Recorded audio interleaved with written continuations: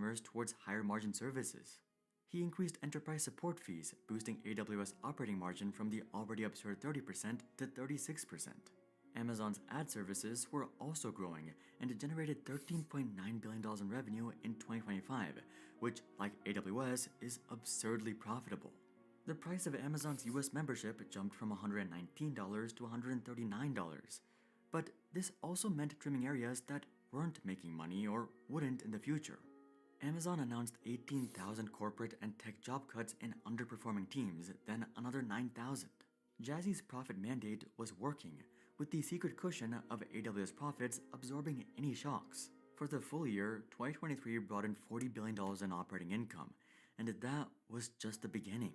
Fast forward to 2024, and the full year saw income of $62.2 billion. Today, Amazon has the second largest revenue on Earth, narrowly behind Walmart, and now Amazon is making annualized profit of $85 billion.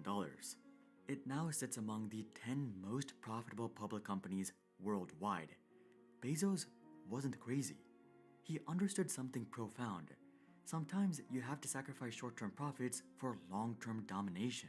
While Wall Street analysts waited for quarterly returns, Bezos had an entirely different worldview, which I think some companies should learn.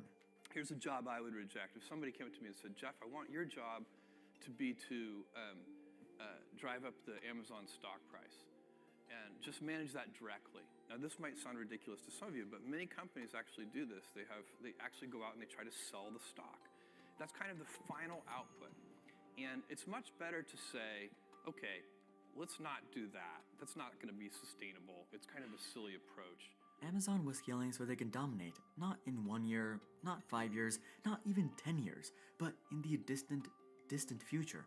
Delaying profits and instead building infrastructure, warehouses, servers, and also customer loyalty. Bezos built a business model with margins in mind. Your margin is my opportunity. Customers were at the center of everything. And on this channel, subscribers are at the center of everything.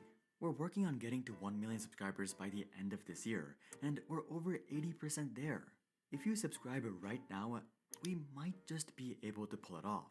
Bezos knew that if he could serve customers better for cheaper, he could win.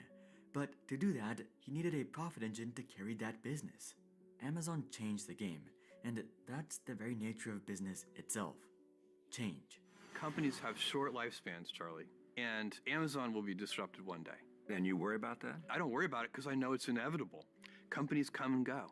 And the companies that are the shiniest and most important of any era, you wait a few decades and they're gone. And your job is to make sure that you delay that date. I would love for it to be after I'm dead.